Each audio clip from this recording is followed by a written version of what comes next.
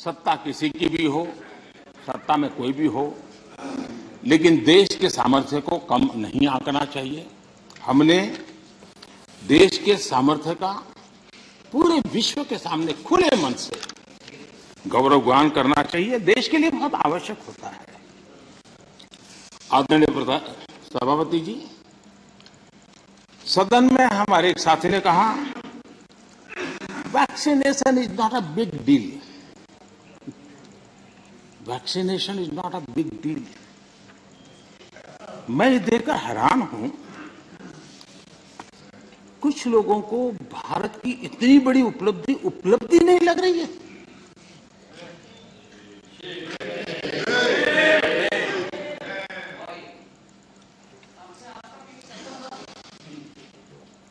एक साथी ने यह भी कहा कि टीकाकरण पर व्यर्थ खर्च हो रहा है। ये देश सुनेगा तो क्या लगेगा ऐसे लोगों के लिए।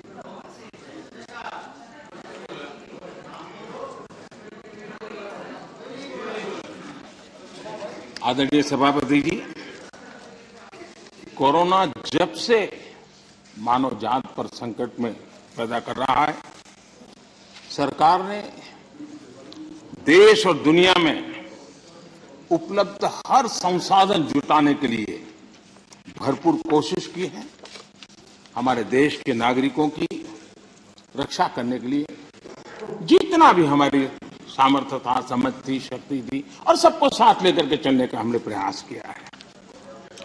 और जब तक महामारी रहेगी तब तक सरकार गरीब से गरीब परिवार का जीवन बचाने के लिए जितना खर्च करना पड़ेगा, रक्षा करने के लिए प्रतिबद्ध है।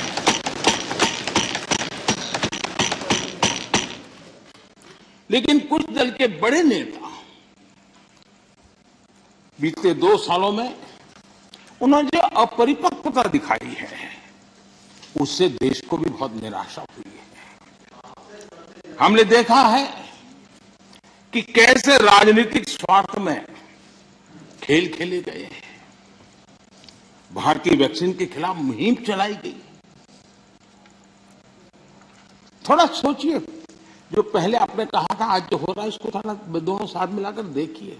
हो सकता है सुधार की संभावना हो तो कुछ काम आ जाएगा। आदरणीय सभापति जी, देश की जनता जागरूक है और मैं देश की जनता का अभिनंदन करता हूं कि उनके हर छोटे मोटे नेताओं ने ऐसी गलती की तो भी उसने इस संकट के समय ऐसी बातों को कान पर लिया नहीं और वैक्सीन के लिए कतार में खड़े रहे। अगर ये ना हुआ होता तो बहुत बड़ा खतरा हो जाता। लेकिन अच्छा हुआ, देश की जनता कुछ नेताओं से भी आगे निकल गई। ये देश के लिए अच्छा है।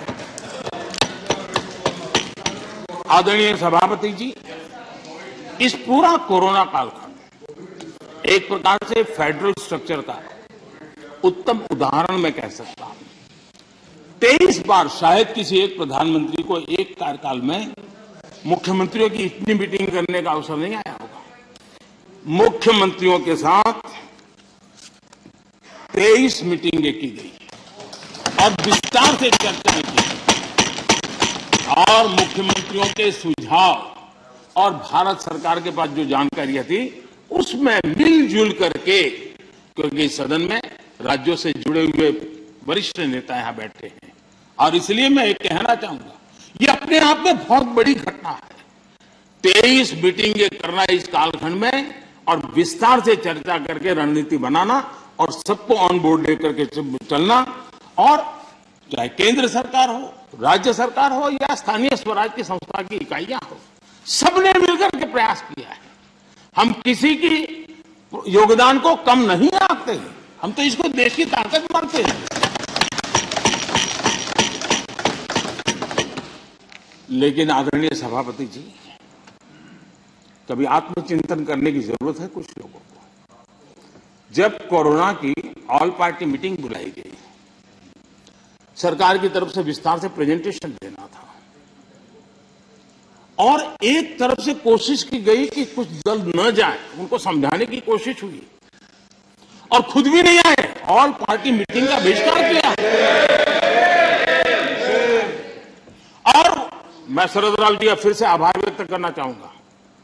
शरद राव जी ने कहा, देखिए भाई, ये कोई यूपीए का निर्णय नहीं है, मैं जिसको कह सकता हूं मैं कहूंगा। और शरद राव जी आए, बाकी टीएमसी सहित सभी दल के लोग आए और उन्होंने अपने बहुमूल्य सुझाव भी दिए। ये संकट देश पर था, मानव जात पर था, उसमें भी आपने बहिष्कार किया। ये पता नहीं आपके एडवाइस कौन है जी, कौन कहां से आप सलाह लेके आते हैं, आपका भी नुकसान कर रहे हैं। देश रुका नहीं, देश चल पड़ा, आप अटक गए और हर एक को आश्चर्य हुआ। सब लोग, आप दूसरे दिन के अखबार देख लीजिए, क्या आपकी आलोचना हुई है, क्यों ऐसा किया, इतना बड़ा काम। लेकिन आदरणीय सभापति जी, हमने होलिस्टिक हेल्थ केयर पर फोकस किया।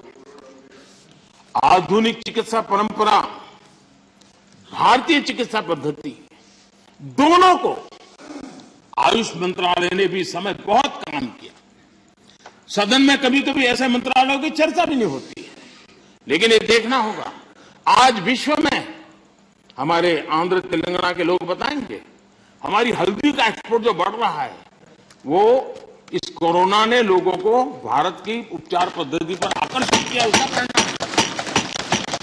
दुनिया के लोगों, आज कोरोना कालखंड में भारत ने अपने फार्मा उद्योग को भी सशक्त किया है। पिछले 7 साल में हमारा जो आयुष का उत्पादन है, उसका एक्सपोर्ट बहुत बड़ा है और नए नए डेस्टिनेशन में पहुंच रहा है। इसका मतलब कि भारत की जो ट्रेडिशनल मेडिसिन है, उसने विश्व में अपनी एक पहचान बनाना शुरू किया है।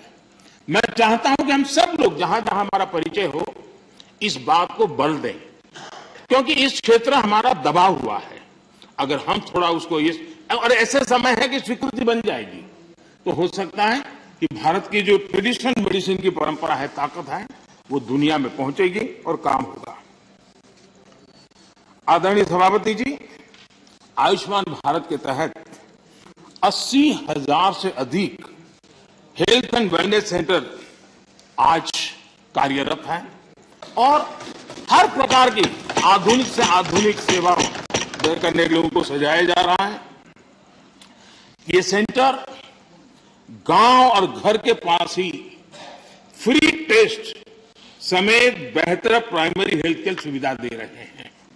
ये सेक्टर कैंसर, डायबिटीज और दूसरी गंभीर बीमारियों को शुरुआत में ही डिटेक्ट करने के में मदद कर रहे हैं। 80,000 सेंटर बने हैं और इसको हम और बढ़ाने की दिशा में तेज गति से काम कर रहे हैं। यानी बहुत महत्वपूर्ण बीमारियों में भी, गंभीर बीमारियों में भी उनको स्थानीय स्तर पर मदद मिलने की संभावना है।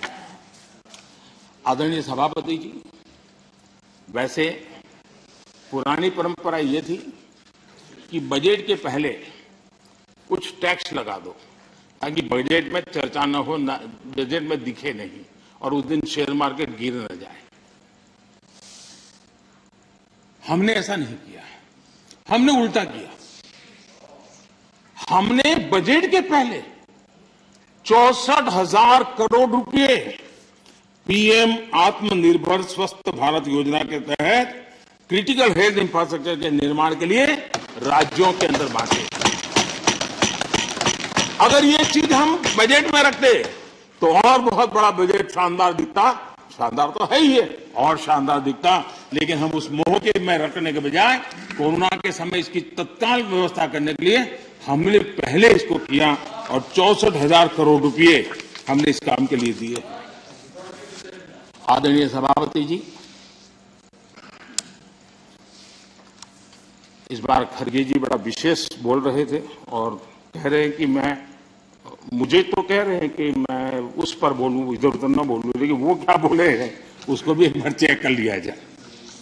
सदन में कहा गया कि कांग्रेस ने भारत की बुनियाद डाली और भाजपा वालों ने सिर्फ झंडा गाड़ दिया।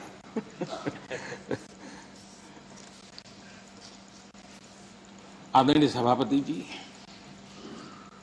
ये सदन में ऐसे ही हंसी मजाक में कही गई बात नहीं थी। ये उस गंभीर सोच का परिणाम है और वही देश के लिए खतरनाक है। और वो है, कुछ लोग यही मानते हैं कि हिंदुस्तान 1947 में पैदा हुआ और उसी के कारण ये समस्या होती है। और इसी सोच का परिणाम है कि भारत में पिछले 75 साल में जिसको काम करने का 50 साल मौका मिला था, उनकी नीतियों पर भी इस मानसिकता का प्रभाव रहा है और उसी के कारण कई विकृतियां पैदा हुई है। ये डेमोक्रेसी आपकी मेहरबानी से नहीं है, हमारे कुर्बानी से है। और आपको 1975 में डेमोक्रेसी का गला घोंटने वालों को डेमोक्रेसी का गौरव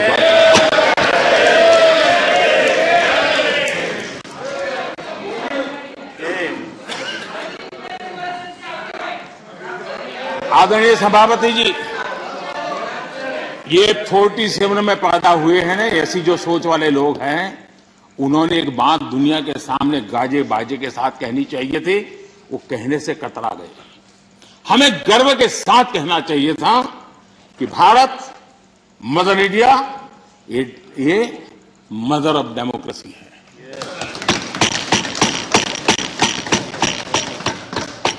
डेमोक्रेसी डिबेट ये भारत में सदियों से चल रहा है और कांग्रेस की कठिनाई ये है, डायनेस्टी के आगे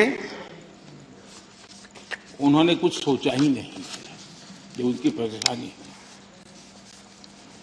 और पार्टी में जो डेमोक्रेसी की बात करते हैं ना, वो जरा समझे, भारत के लोकतंत्र को सबसे बड़ा खतरा परिवारवादी पार्टियों का है, ये मानना पड़ेगा।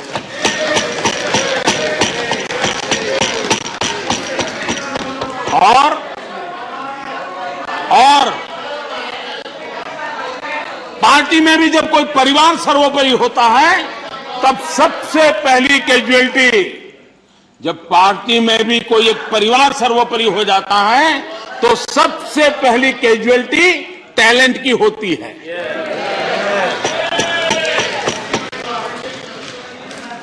देश ने अरसे तक इस सोच का बहुत नुकसान उठाया है।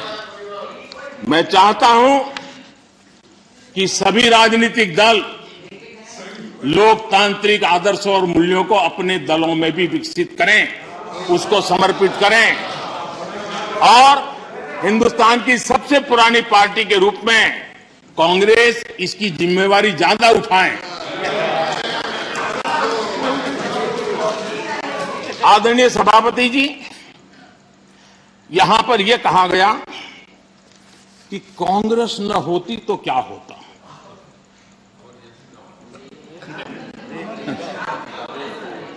India is Indira, Indira is India, यही सोच का परिणाम है। आदरणीय सभापति जी, मैं जरा बताना चाहता हूं, यह कहा गया है, मैं सोच रहा हूं कि कांग्रेस ना होती तो क्या होता, क्योंकि महात्मा गांधी की इच्छा थी। क्योंकि महात्मा गांधी को मालूम था कि इनके रहने से क्या क्या होने वाला है, और इन्होंने कहा था पहले से इसको खत्म करो, इसको बिखेर दो। महात्मा गांधी ने कहा था। लेकिन अगर ना होती महात्मा गांधी की इच्छा के अनुसार, अगर हुआ होता, अगर महात्मा गांधी की इच्छा के अनुसार कांग्रेस न होती, तो क्या होता? लोकतंत्र परिवारवाद से मुक्त होता। भारत विदेशी चश्मे के बजाय स्वदेशी संकल्पों के रास्ते पर चलता।